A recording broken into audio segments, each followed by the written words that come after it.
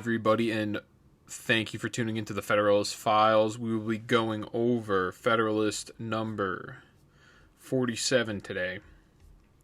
I greatly appreciate you all for tuning in. I apologize this weekend I was not able to put together the weekend special. I had a family event, and it just ran a lot longer than I thought it would. Maybe this week, depending. I'm thinking about doing a Tuesday morning, a show that I would produce it on Monday night, and it would come out on Tuesday morning. I'm thinking about doing that right now just because the amount of information that I have to report, just to carry it into on a Thursday morning, it would just be so much that it would be well over an hour show. I'm just thinking about doing that now, depending on how my time goes today. I'm pre-recording this.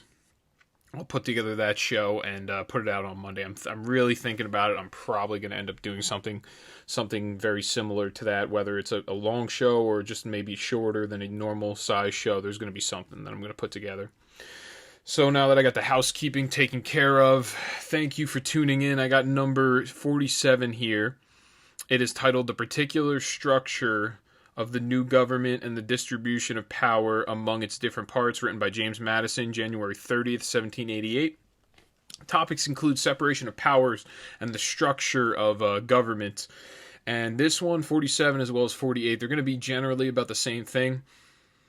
What Madison does here is he connects how the three branches, how the power is to be distributed amongst them, so that there's going to unfortunately have to be an intermixture of powers, and the structure of the federal government will have to have some sort of the point behind having these three branches is to separate the powers and also make them independent of each other as well as you can.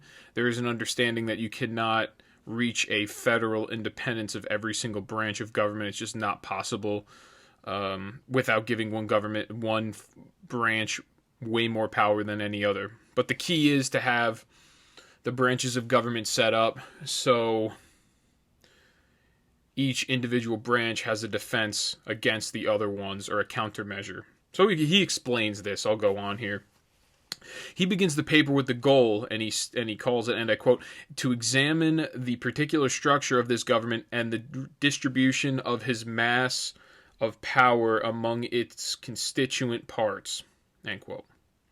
So in this paper, he confronts the objection that the Constitution is distributed and blended in disproportionate fashion that puts liberty in jeopardy. Madison states to this, and I quote, one of the principal objections inculcated by the more respectable adversaries to the Constitution is its supposed violation of the political maxim that the legislative, executive, and judiciary departments ought to be separate and distinct.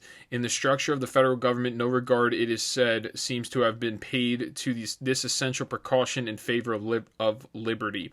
The several departments of power are distributed and blended in such a manner as at once to destroy all symmetry and beauty of form, and to expose some of the essential parts of the edifice to the danger of being crushed by the disproportionate weight of other parts. End quote. It's a little cryptic in his messaging here.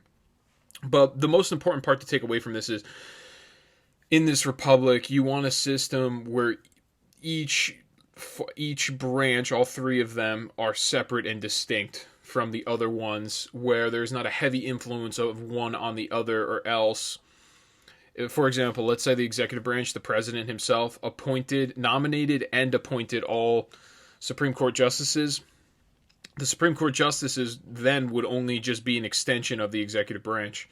But the system they have is the nomination goes to the president, and then the Senate is to approve it. So there's a commixture of powers.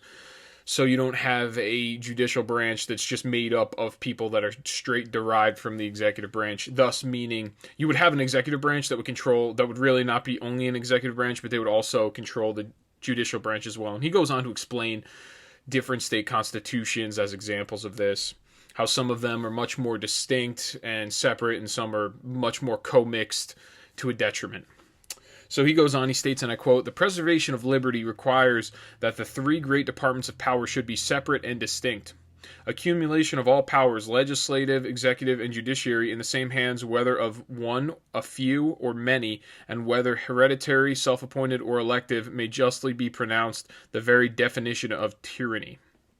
End quote. So he says, no matter what the system, whether it's self-appointed, elected by the people, hereditary, if you take all of the power, these accumulation of powers, these three branches, and you throw it all in the hands of just one body, whether it's a body of people or whether it's one person, no matter what, when you throw all those powers itself into one group or one person, it is the very definition of tyranny, because there's no balance of powers, there's no separation. So then he goes on. Were the federal constitution therefore really chargeable with the accumulation of power, or with a mixture of powers having a dangerous tendency to such an accumulation, no further arguments would be necessary to inspire a universal reprobation of the system. I persuade myself, however, that it will be made apparent to everyone that the charge cannot be supported, and that the maxim on which it relies has been totally misconceived and misapplied. End quote. So you have people that are his adversaries, his political adversaries, are saying that there's too much of a mixture and accumulation of powers in specific branches. That's their argument, and he's saying there's nothing of the sort. It's not true, and he's gonna show them that it's not true. Now, in reference to the separation of these powers, Madison examines the British Constitution under the view of Montesquieu. When referencing the sole executive magistrate, the king, he states, and I quote, "On the slightest view of the British Constitution, we must perceive that the legislative, executive, and judiciary departments are by no means totally separate and distinct from each other. The executive magistrate forms an integral part of the legislative authority. He alone has the prerogative of making treaties with foreign sovereigns, which, when made, have under certain limitations the force of legislative acts. All the members of the judiciary departments are appointed by him, can be removed by him on the address of the two houses of Parliament, and form, when he pleases to consult them, one of the constitutional councils." End quote. So he also kind of goes on. He says, our Constitution is partially derived from the English system, because to them at this time it was the most robust, the most profound, it was the most innovative system there was in terms of governance. But he goes on to say, the executive branch, I guess it was the king at that time, he played an integral part of the legislative authority in making law, which is usually, and then him being able by himself to make treaties with foreign sovereigns is something that's not part of our system. The legislative branch has to approve, and then the president as well. There's a much more of a commixture and a balance of powers in the United States comparatively to the British Constitution. The British Constitution, the executive held a lot more power. So it goes on here. He states, and I quote, "One branch of the legislative department forms also a great constitutional council to the executive chief, as on another hand, it is the sole depository of judicial power in cases of impeachment, and is invested with the supreme appellate jurisdiction in all other cases. The judges, again, are so far connected with the legislative department as often to attend and participate in its deliberations, though not admitted to a legislative vote." End quote. So I think he mentions all the members of the judiciary department are appointed by him. So what he's saying is, the judicial branch themselves are so far, they're not connected to the legislative branch at all, because the executive was the one that was appointing all of them. All the members of the judiciary department are appointed by him, as in the king. And then he also additionally says that the power of impeachment was only in a sole depository of it is the sole depository of judicial power in cases of impeachment. So they had two different chambers. There was the two houses of Parliament, and I think it's actually still this way. I think they do still have two. I don't remember exactly. I think it's like the House of Lords and then the Chamber of Parliament or something like that. So you have kind of like our system, how we have the Senate and the House of Representatives. They had two, but for their impeachments, they only had one legislative chamber that was in charge of that was vested with the power of impeachment, whereas we have the House of Reps that puts up the articles of impeachment. They approve it through a majority vote. Then it goes to the Senate to convict. So we have a little bit of an intermixture even within the legislative branch, where there's much more of a balance comparatively to them. So next he goes on to Montesquieu. He actually quotes him here. He states, "There can be no liberty where the legislative and executive powers are united in the same person or body of magistrates, or if the power of judging be not separated from the legislative and executive powers. He did not mean that these departments ought to have no partial agency in or no control over the acts of each other." And that's the very end there. The last statement is from Madison. So that's him articulating what Montesquieu's saying. He's just saying there can be no liberty, there can be no freedom when you have the legislative and the executive powers united in the same person. So if you had the king, or you had our president, to put it in terms of the United States government, you had our president himself. If he was the one, and this kind of happens through executive fiat, through executive orders, if he was the one making law himself, then there is no freedom. That's a tyrannical system. And there's no separation of those powers. But he did not mean in saying that there's no separation of those powers that there's not a partial agency from one branch or the other. For example, when it comes to making federal law or codifying federal law, you have the legislative branch puts it through. The House of Reps pretty much writes the law up. Then it goes to the Senate for the confirmation. Once it's confirmed by the Senate, then it goes to the president's desk. So the president partially has an agency in making law. The president can approve it or he can veto it. So next he goes on, in other words, to try to put this in better terms. He states, "Where the whole power of one department is exercised by the same hands which possess the whole power of another department, the fundamental principles of a free constitution are subverted." End quote. So you have the whole power of the executive branch. If that executive branch is also to possess the whole power of the legislative or the judicial branch, then a free country is subverted. It's not free, it's tyrannical, it is authoritarian in nature, it is autocratic by having that system set up. So if you had, once again, like I mentioned before, he goes on to state some constitutions, some state constitutions where the legislative body, so their version of, I guess, a Congress, but for the state legislature, were the ones that were in charge of appointing governors, thus making the legislative branch the executive branch as well.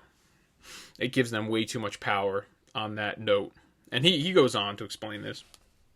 So next he states, and I quote, "This, however, is not among the vices of that constitution. The magistrate in whom the whole executive power resides cannot of himself make a law, though he can put on a negative on every law, nor administer justice in person, though he has the appointment of those who do administer it. The judges can exercise no executive prerogative, though they are shoots from the executive stock, nor any legislative function, though they may be advised with by the legislative councils." End quote.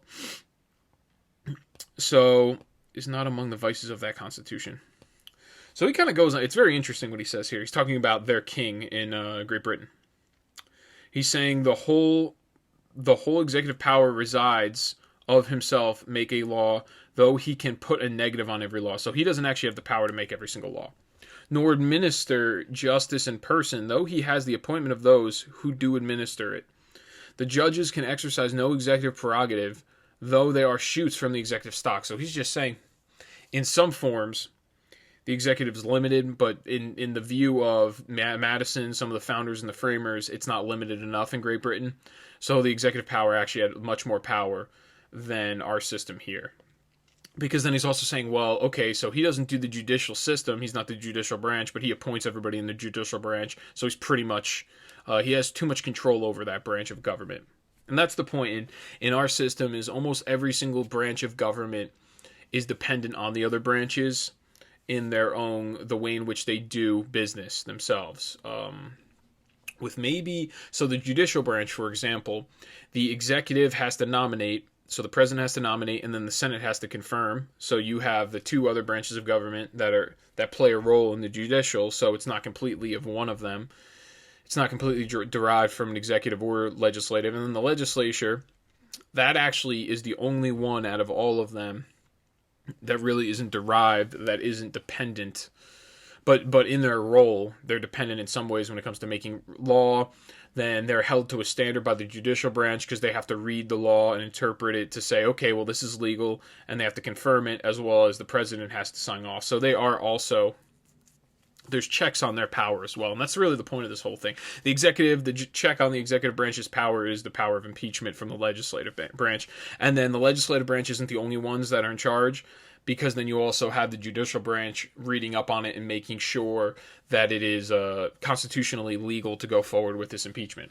And that's the point that he's trying to get across here. I'm just trying to do my best to explain it and go as in depth as I possibly can.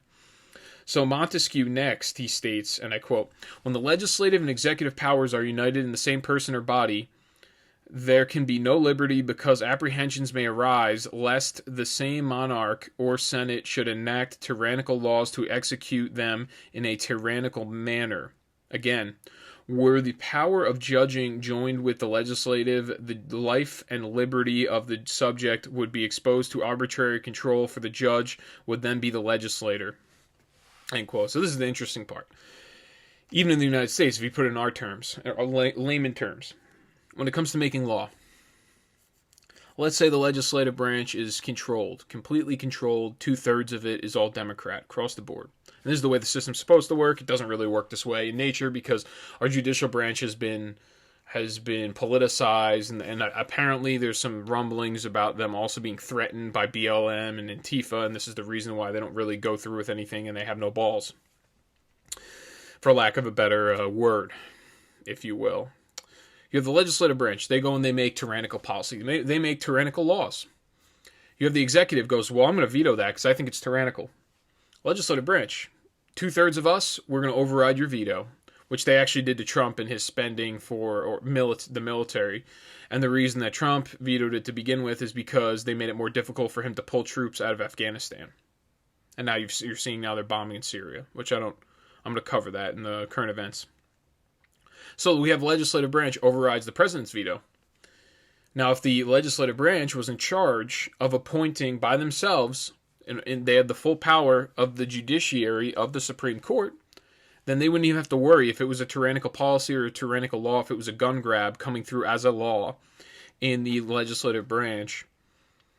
If they were appointing the judicial branch in the Supreme Court, they would easily be able to get any tyrannical law pushed through, and that's what Montesquieu's talking about. So that's the point of having these separation of powers. Madison, he did, and that would end up in tyrannical nature, tyrannical manner. So Madison differentiates, stating that other branches may have partial agency over powers of other departments, but not the whole power. Madison details that the king has the arbitrary legislative power to make treaties, appoint all judicial members, and he heads the depositary of judicial power in the cases of impeachment, which is all that I mentioned before. Now he goes into the examination, Madison, of the state constitution of New Hampshire. He states the provision declaring, and I quote, that the legislative, executive, and judiciary powers ought to be kept as separate from and independent of each other, as the nature of a free government will admit, or as is consistent with that chain of connection that binds the whole fabric of the Constitution in one indissoluble bond of unity and amity. End quote. So he's going to go on to explain the Constitution as in New Hampshire, and then I think he mentioned some other constitutions I have. I have the New Jersey Constitution, but I'm not going to go through each and every single one of them because they're all different in very small measures. So he states, and I quote, talking about the New Hampshire Constitution, her Constitution accordingly mixes these departments in several respects. The Senate, which is a branch of the legislative department, is also a judicial tribunal for the trial of impeachments. The President, who is the head of the executive department, is the presiding member also of the Senate, and besides an equal vote in all cases, has a casting vote in case of a tie. The executive head is himself eventually elective every year by the legislative department, and his council is every year chosen by and from the members of the same department. Several of the officers of state are also appointed by the legislature, and the members of the judiciary department are appointed by the executive department. End quote. So there's a huge problem here. There's a bunch of red flags in this system. This system, the executive branch is pretty much elected by the legislative branch. Legislative branch elects the executive branch, and then that executive branch elects the judiciary. So everything is directly derived from the legislative. The legislative branch holds full power over the other branches in New Hampshire, and that's the problem with this system. He points it out. What's very interesting, though, one similarity that he has here is the Senate. The presiding member of the Senate is in the federal Constitution currently. It's the vice president, and they're the tying vote. And that's something that we actually kind of adopted from that Constitution, but we didn't take all this other stuff, because this other stuff would become tyrannical when you have a legislative branch that is in charge of the entire government. So Madison, he continues by analyzing the language of the constitutions of the states in the Confederacy, some holding provisions quite similar, while others have a lot of mixture of these powers. So just to go over the Constitution of New Jersey, he states, the Constitution of New Jersey has blended the different powers of government more than any of the preceding. The governor, who is the executive magistrate, is appointed by the legislature, is chancellor and ordinary or surrogate of the state, is a member of the Supreme Court of Appeals, and president with a casting vote of one of the legislative branches.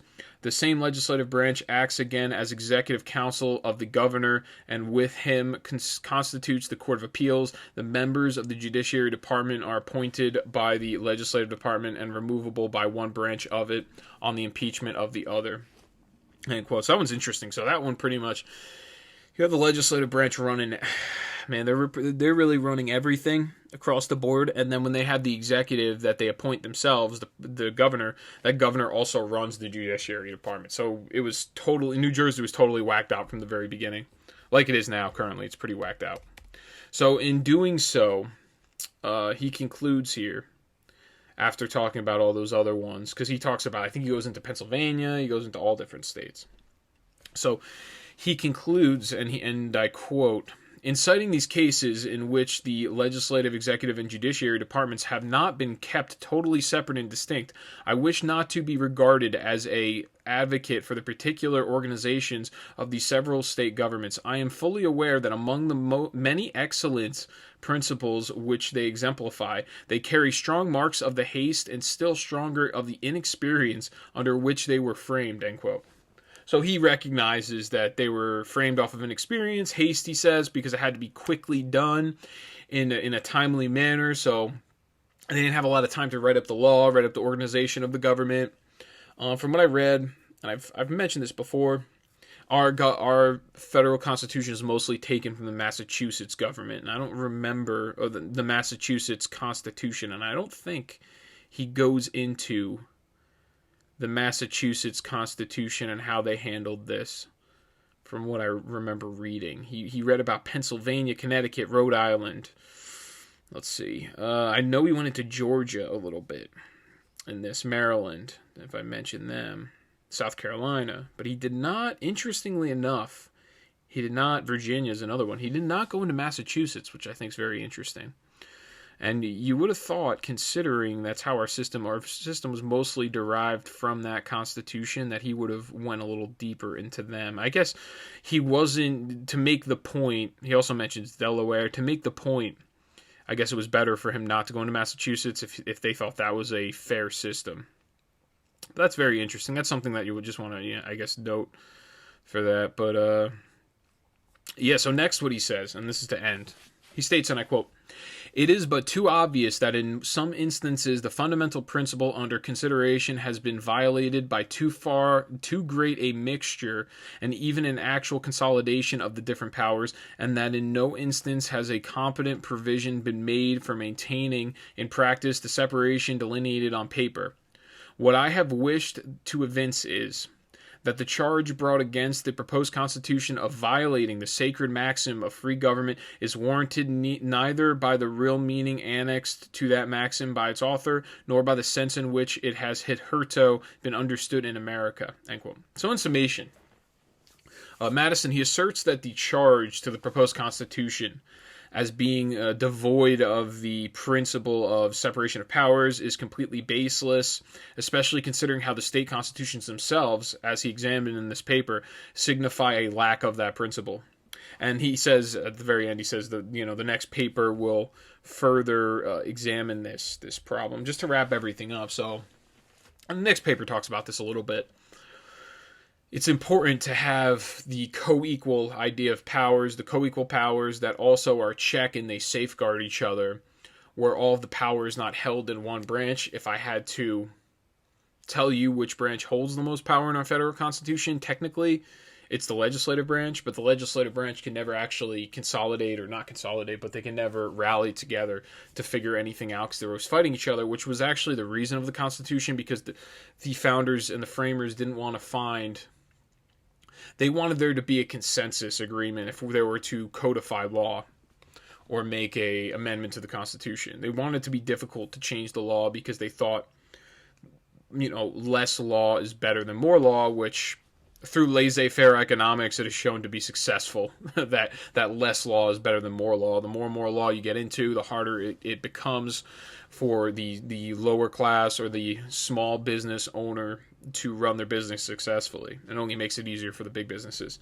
And then as well, you get into murky waters where you start restricting freedoms the more laws you get into. For example, this Equality Act that passed through, what we're doing now is where you are prioritizing sexual preference or gender identity, quote unquote, we are prioritizing that over religion, over women, over many things, where you cannot practice. And it's going to get to this point soon, and this is why I always mention these stories from China where they are treating religious groups, whether it is the Muslim population there, or it is the Christian population there, even Confucianism, which is supposed to be a national religion over there. It is the reason that they are condemned and they are ostracized from society, treated very badly. The Muslims in particular, the Uyghur Muslims in particular, are treated like Jews during the Holocaust. There's a genocide going on there that has been actually recognized by the current administration. And that's the reason that we want less and less laws. We want less oppression and less government interference in private life. So that'll conclude this one. I greatly appreciate everyone for tuning in. Please like, share, subscribe. Let your friends know about the podcast. Drop the mic. So I should be coming out with something Tuesday morning. Late Monday night, Tuesday morning, I'll be coming out with a current event to make up for the weekend special that was missed, and then I should be able to still be going through with the in the middle of the week podcast around probably Wednesday night, Thursday morning. So I greatly appreciate you all for tuning in. Make sure you tune into this current event that's going to be coming out Tuesday morning. I'll have it up hopefully by that time. I greatly appreciate it, and take care.